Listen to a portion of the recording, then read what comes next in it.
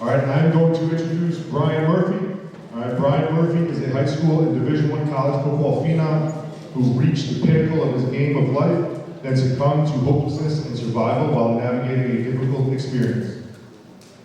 His story and journey transcend everyday life, emotions, and spirit, taking listeners through the courageous and riveting journey, excelling athletically, yet making one choice that impacted his life forever. Prepare to spiral down the loneliness of desperation, then excel into the inspirational revival of a champion of life and his inextinguishable flame. Join Bryan as he discovers his purpose, rescues his commitment to exist, and reawakens his absolute conviction to succeed. Embrace the accountability, humility, and gratitude he shares. Ladies and gentlemen, Bryan Murphy.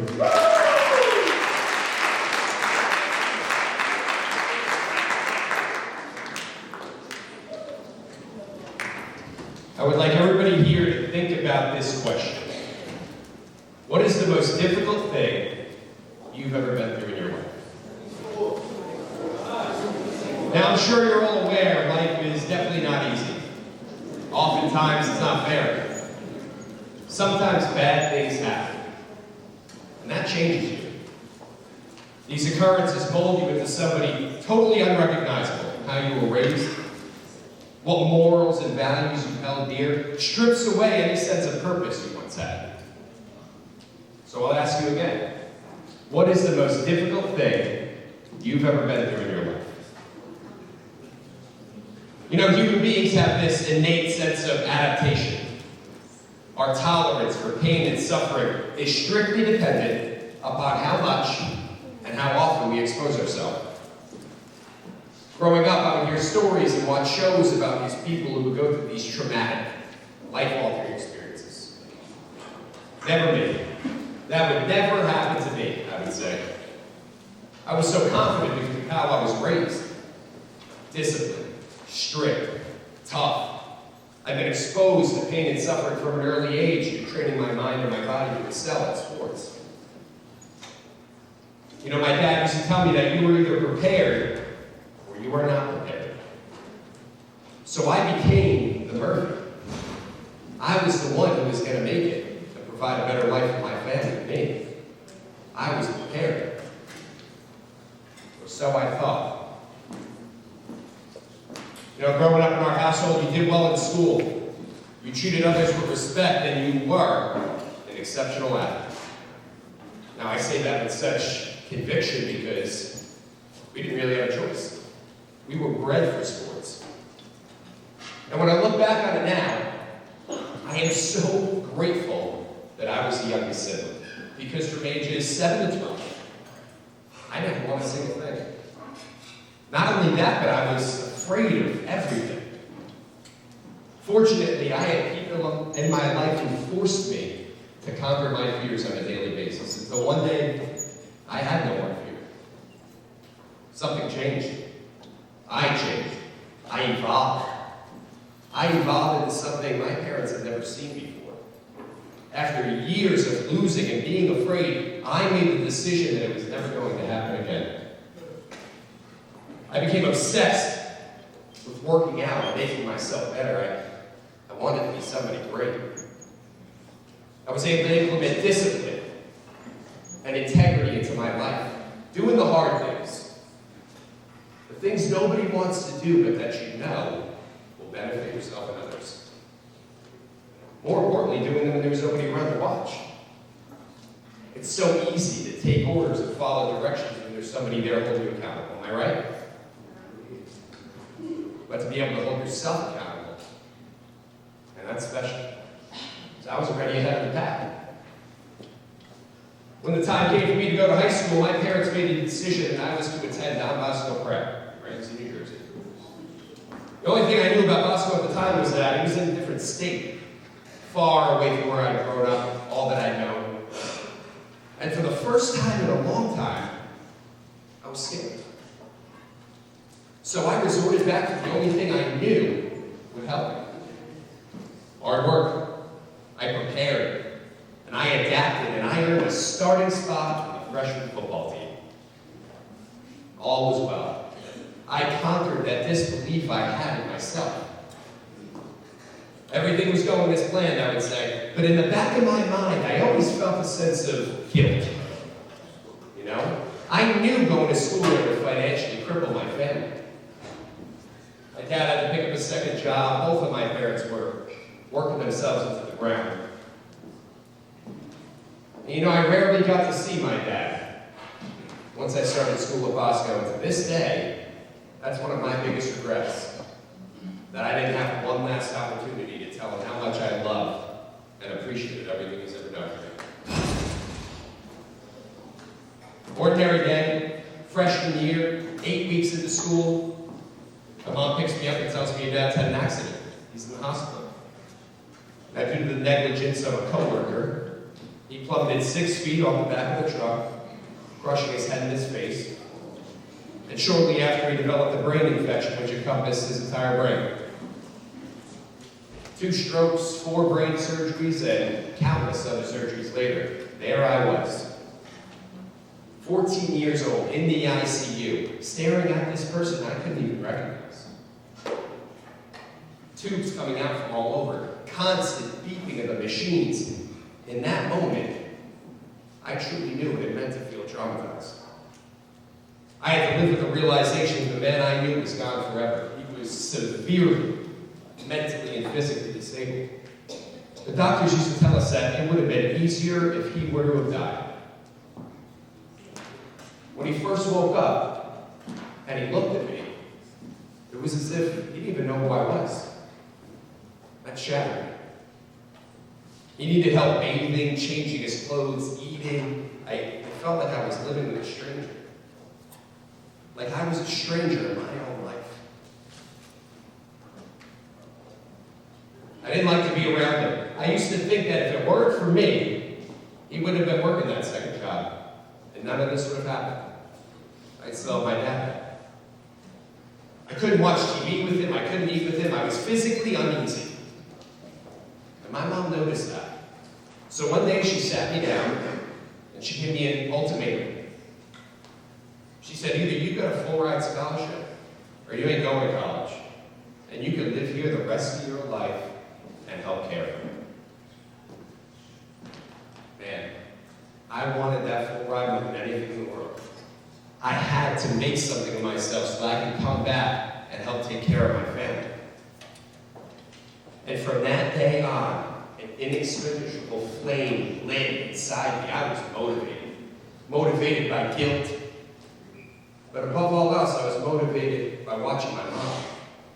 She never complained, never showed weakness, always put her kids first. So I went to work. I was unrelenting. I had one goal, and I was going to accomplish that goal by any means necessary. At the time, Bosco was the one good thing I had going for me.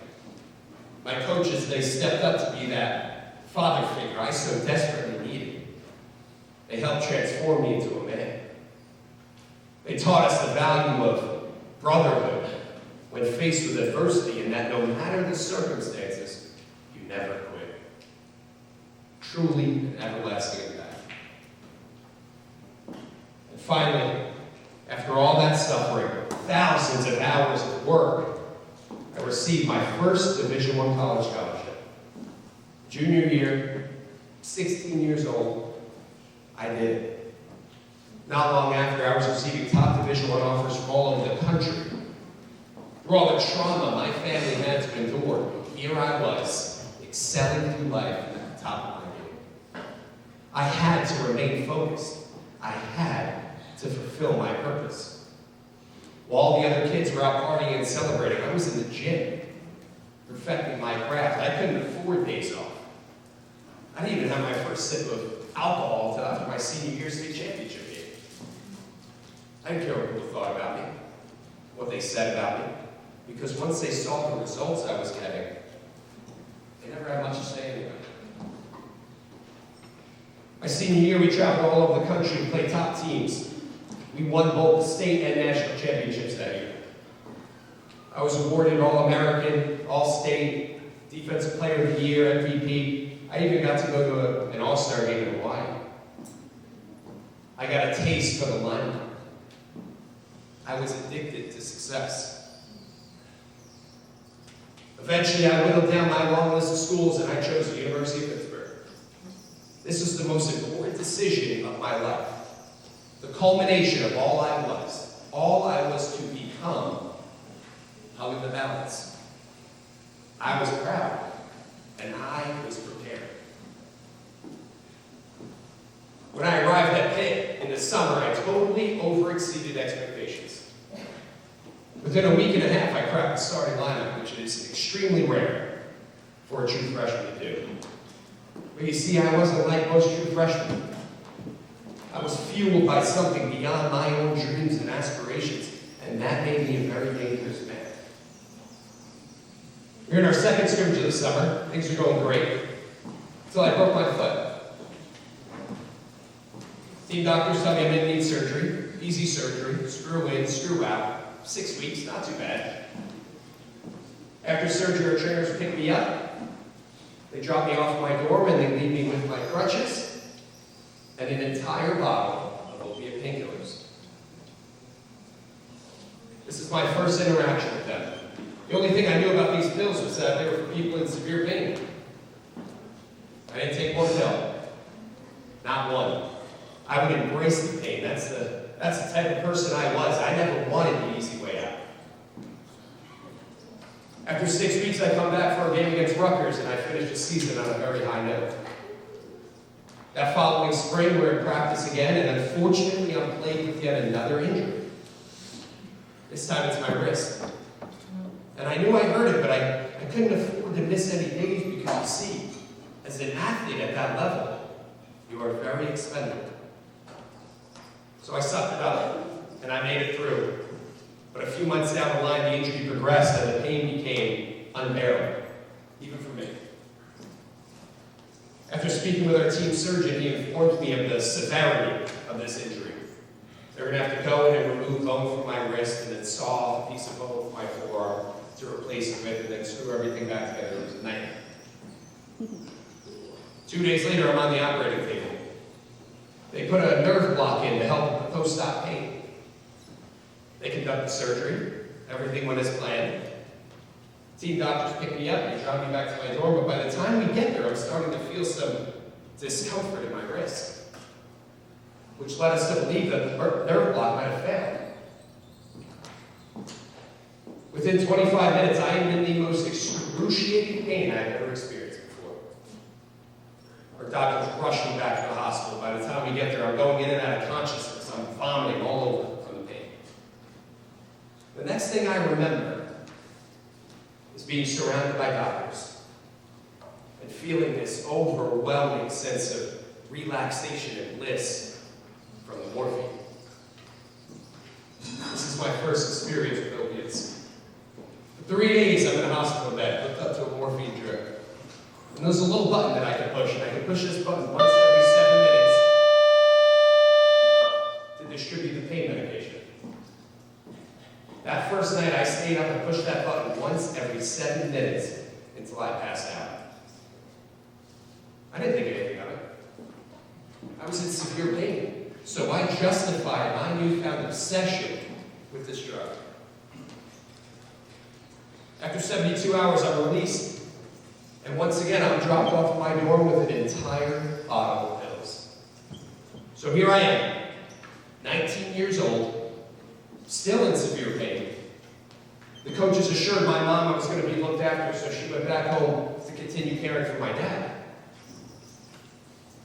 But this time around, I took the pills. And on the second day, I made a decision that would forever change who I was, my future path.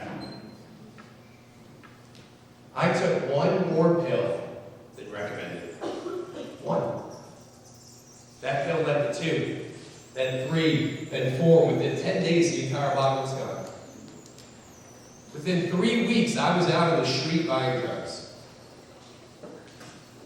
I needed that high. It's all I ever thought about, from the time I woke up to the time I went to bed. It completely suffocated my life. Not long after, then I began snorting the pills. And from that day on, I never took a pill any other way. 3 weeks. 3 3 weeks was all it took for me to become a full-on junkie. Bryan Murphy, the all-American boy, football phenom, was gone. My new life was about 3 things: wake up, find money, buy drugs. I failed every summer class I was in because I would just sit alone in my room for hours and get high. I would go to physical therapy here and there and find ways to support my habit so I could continue getting my fix. You know, the coaches always suspected something was wrong. There was very little awareness about opioid abuse back then. You would never hear about an addiction to painkillers, whereas today that's all you hear about. The opioid epidemic. Back then there was nothing. Dealing with opiates is especially dangerous because of how it changes and alters your brain chemistry. When you take these pills, there's a little neurotransmitter called dopamine, which is released. And this dopamine signals neurons in your body in a way that creates those levels of pleasure and excitement and euphoria. Now that your brain is being overloaded with this chemical, you just can't stop. It attaches itself to the most primitive part of your brain, your survival instincts. I used to think that if I didn't get these pills, I was going to die. So I wasn't just taking them to get high. This was pure survival. For the rest of my collegiate athletic career, not a day went by where I didn't take these pills.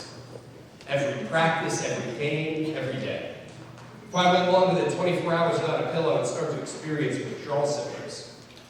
And withdrawals are severe for people on opiates. And they can include anxiety, nausea, muscle spasms. My legs would hurt so bad that the only relief I got was lying in a scalding hot bath, just numbing me.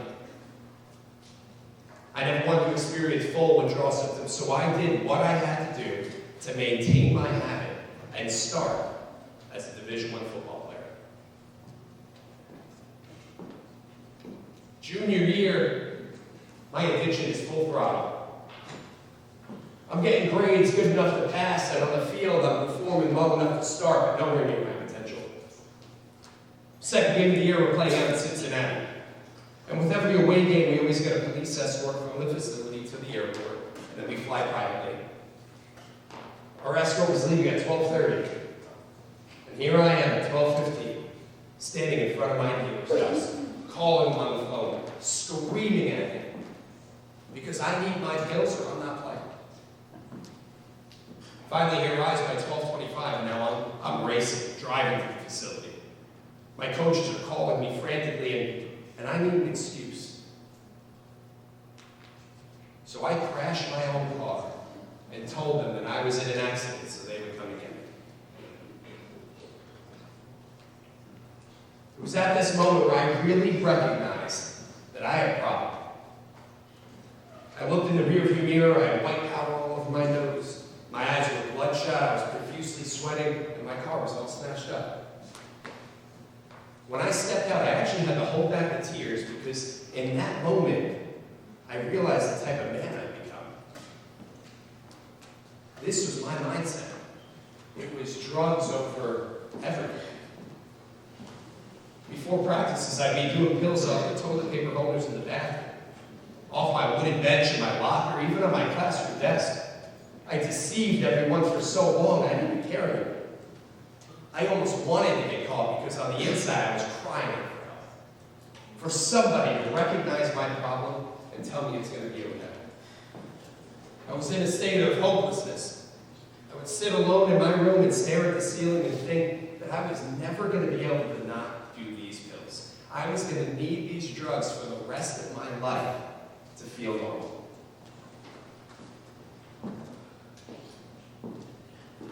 Eight games into my redshirt junior season, we're at practice. Normal day, normal practice. And I experienced a severe panic attack during a play. I rip off all my equipment. I thought I was having a heart attack. And from that day on, I experienced multiple attacks daily, all the way through the end of the season. It was almost as if it was a sign for me to make a change, to stop. So finally, I picked up the phone. And I could barely speak the words, but I called my mom. And I told her that I had a problem, and I needed help. 8 hours later, she was in Pittsburgh. We had a meeting with my coaches, and they agreed to send me to rehab. Now, this first rehab was a state-run facility. The care was inadequate. Not only that, but there were drugs everywhere. I detoxed, but I used again almost immediately. But me being the person I am, I still became community leader within a week. And I would preach as if I'd been sober for 10 years. After 30 days, I returned back to Pittsburgh, and I get this really weird vibe. You know, I'm kind of looking for some attention. It's almost as if they don't even remember me. You know, it's like, you guys just sent me to rehab. Why are you not asking me how I'm doing? There was no aftercare, no follow-up, nothing. So what did I do? I quit. Within 24 hours, I made a decision to leave school for good. With only 3 classes left to finish to obtain my bachelor's degree. I drove to the facility, loaded up my car, and I drove home that night. You know, the Bosco Bryan would have never imagined doing something like that. At home, my problem not only continued, but it became progressively worse. And that's when I was introduced to heroin. I remember it as plain as day. My dealer had no pills, only heroin. So it was either I go through withdrawals, or I take what he has. Wasn't even an option. I used to swear that I would never stoop that low, that I would never be a low-life heroin addict. And yet here I am, doing it as if I've been doing it for years. I never took another pill ever again. My life went from bad to you cannot possibly comprehend. I burned nearly every bridge of friendship I ever had. I was stealing money from my family and friends, cashing bad checks in my account, any way I could get money. Eventually, one day, my mom surprise drug tested me, and I failed. So I reached back out for help again. Fortunately, a good family friend was a part owner of a rehab down in Florida. 30-day program, nicer facility. I detoxed. I didn't use while I was there, but I had my reservations. You see, it wasn't my time. It wasn't bad enough for me. If you're around the community, if you talk to people who have suffered addiction, they'll always tell you, it wasn't my time. And that's the truth. It wasn't bad enough for me yet. I didn't have my rock bottom. But I convinced myself, I'll get clean, I'll satisfy the people that matter, and I'll be back to my lifestyle in 31 days. Here we go again. Community leader, the therapist loved me, everybody loved me. Instinctually, I still had to be the best, mentally and physically. I was so manipulative. Nothing was genuine. Every word out of my mouth was a lie. The only benefit to that facility was that I stayed clean for 30 days. The longest time I had survived without opiates since the summer of my surgery. When I returned home, my mom asked if I were ready to go back to Pittsburgh and finish my degree. I assured her I was, but in the back of my mind, I knew I wasn't. I couldn't go back. And against my intuition, because I knew my life would spiral out of control, I drove back to Pittsburgh, fully knowing I was going to use the second I arrived. This was my new reality. It was more important for me to satisfy my mom than to protect myself from these demons that continued to haunt me. Within a week, being back in Pittsburgh, I reconnected with an old friend I used to get high with. Desperation consumed me. My addiction grew past the point of no return, and in August of 2015, I shot heroin for the first time in the bathroom of a gas station, with my phone dialed to 911 because this time, I thought it was the end. Within another week after that, I was homeless. Kicked out of the place I was staying in for over a month. I lived out of my car in front of the library at the University of Pittsburgh. Being stared at, ridiculed, judged. And that got old real quick. people walking by in the middle of the night, people that I knew from back when I was playing, who thought I was this big shot, great guy. And now here I am, living out of my car in front of the library I used to play Division I football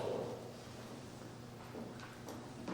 My impulsiveness took control once again, and the realization that I could no longer survive this path led me to pick back up and head on home.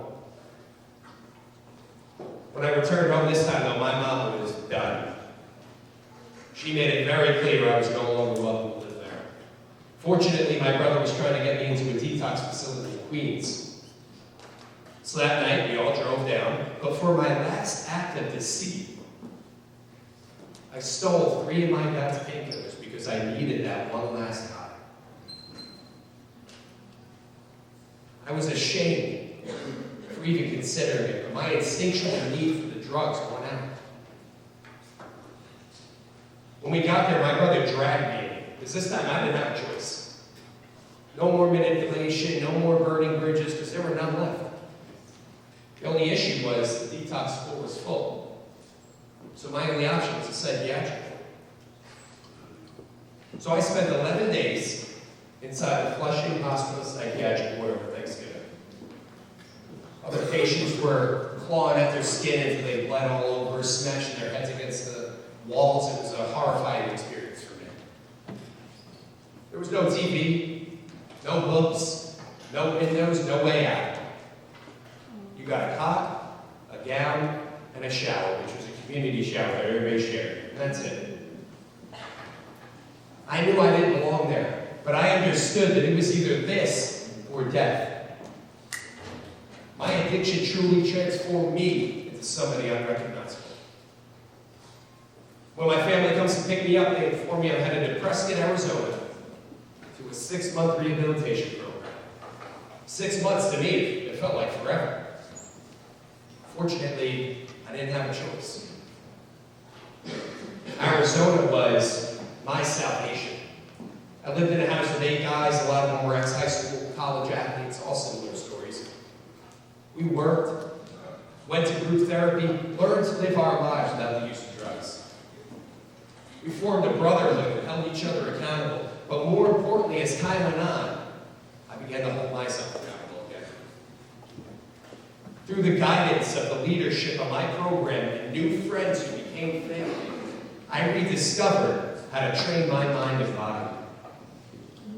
I broke through the denial that I relied upon for the past 4 years, and I realized it was okay to ask for help, for advice, for ideas to help me become who I wanted to be, who I was meant to be. I looked internally and I realized that the foundation that I was raised upon just wasn't enough at this point. I needed to find other ways back. Out there, I really embraced hiking and rock climbing as part of a therapy for me. And this one evening around sunset, I was climbing in this place, and it was absolutely magnificent, overlooking this crystal clear lake. And as I was nearing the top, I stopped just for a moment. And I was just truly present. And I looked around at all this beauty, and I thought to myself, did I really work that hard all those years to never make anything of myself? I was convinced that it wasn't over, that I could still become successful, that I could help so many people. I just wasn't sure how. But then and there, I rediscovered my new purpose. Don't waste your life, and help those in need through your life experiences. The euphoria was back. An unbelievable sense of calm, relaxation, and true happiness enveloped me. The hopelessness and depths of despair I reached just a few short months ago were lifted. This moment, at the peak of my climb, I reached the peak of recovery. I was back. The rest of my time in Arizona, I spent thinking about this goal and working on myself. I resurrected my self-discipline by doing the things I didn't want to do every single day. One simple act, like making your bed each morning, I completely transcended throughout recovery. Now, making your bed is so important because it's the first accomplishment of every day, which will inevitably lead you to complete more.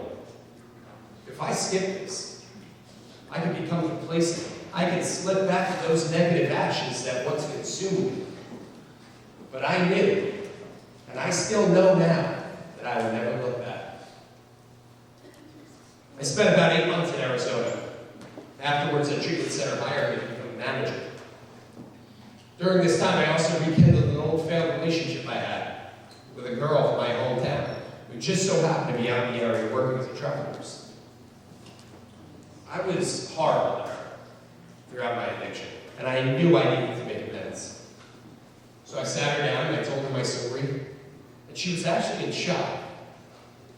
She used to tell me that when she would talk to her friends about how much of a jerk I was, they would actually challenge her. Nobody could believe that Bryan Murphy could act this way. We used to reminisce about college and about the old times. And this one situation I would always bring up is when we had an expert come and talk to us about drug addiction. Not every season, not every year, one time. And this gentleman was a 60-year-old guy with his PhD, clearly never a drug addict. You know, nothing he said ever resonated with me, because there was no way he could understand what I was going through. A Division I football player on pills. So I would envision myself back in those seats, listening to that PhD. I didn't listen to him. Nobody listened to him. I was so sure that I could get through to people. I mean, I just went through the heart of addiction and survived. People would listen to me. So that was it. That was my goal. I had nothing. Not a dollar in my name. I had a bunch of awesome friends who supported me and an ethos to alter my course. I was ready to make my dream a reality. I made numerous events to people, family, and friends. I'd begun the rebuilding process for my life. My mom and I rekindled our relationship, but as I was coming home, she was in the process of moving my dad down to Florida to an assisted living facility so he could have 24/7 care. So for the first 8 or 9 months of me being back, I slept on couches. I worked 12, 15-hour days in hopes of saving up enough money to rent an apartment. And before that dream could become a reality, I had to accomplish this part of my story. For me, I committed long ago to obtain a full-ride Division I college scholarship and get my education. I was not a quitter. I had to finish strong. So I reached out to the chancellor at the University of Pittsburgh and I described my experience as a student athlete there, and that I had 3 classes up to finish to obtain my bachelor's degree. He immediately placed me in those 3 online courses, and 2 months later I graduated. So here we are, 1 year out from rehab. I have a vision for my future. So I reached out to a buddy of mine who's a straight shooter. You know, I needed advice to succeed. Not only did he give me the wisdom I needed, but he even asked if I would train his teenage son as a football player. I jumped at the opportunity, because you see, this was the first step down my new path. That one kid led to 2, and 3, and 4, and now I train over 60 college, high school, and youth athletes, as well as multiple teams. The relationships that have been forged through my company, MurphSpeaks, have been some of the most fulfilling I have ever experienced before. I truly know that I'm making a difference in their lives. I train them not just for sports, but for any time down the road when they must make a choice. Maybe the wrong choice, which forces them to lose their purpose, their self-discipline, their inextinguishable flame. They will be prepared. I'm hard on it, and I expect a lot. I enforce the values that once brought me to the pinnacle of my success. The absolute importance of surrounding yourself with the right people. Having the discipline and integrity not to give in to peer pressure. And above all else, when things go wrong, ask for help. Now I'm the guy they call at 2 a.m. when something happens. And I'm the guy they call when they have a problem they can't solve. Me. My purpose is so clear. people that rely upon me, that hold me accountable. Every day I step into the gym with my kids, they expect me to be at my best. And I will never let them down, because I expect the same from them. I'm sure there are those of you out there who still think like I do. Never me. That'll never happen to me. This problem doesn't discriminate. It doesn't care if you're black or white, rich or poor, athlete, gamer, brilliant or not, mentally tough or weak. It will destroy you. I've had 10 friends die from this addiction. Actually, 11 now, as of just a few months ago. Some of these people I've known my entire life. So before you get the idea that you're invincible, please take a second and look around the room. Unfortunately, you or somebody close to you will wind up suffering some type of addiction. And let me tell you, it is a roller coaster of desperation and survival, and not many make it out. The opioid epidemic alone takes tens of thousands of lives annually, and that number is just climbing. Today, I'm here to focus you on this crisis. Addiction is limitless. It knows no boundaries. The fact that I'm even here today is a blessing. So with that, I live each day trying to improve myself any way that I can so I can best help those in need. These changes to my lifestyle that I continue to develop and improve upon ensure I will never be beaten down like that again. I've been sober for over 4 years now. I've been given a second chance at life. I constructed a foundation based on discipline, humility, gratitude, not just for me, not just for athletes, but for anybody I come in contact with. So when I ask you, what is the most difficult thing you've ever been through in your life? It's a reminder that no matter what, things can always be worse. And when you are faced with these overwhelming adversities that will inevitably plague you, formulate these habits to modify your mindset. Become true champions of life. Everybody listening here today, you are now prepared. Thank you so much.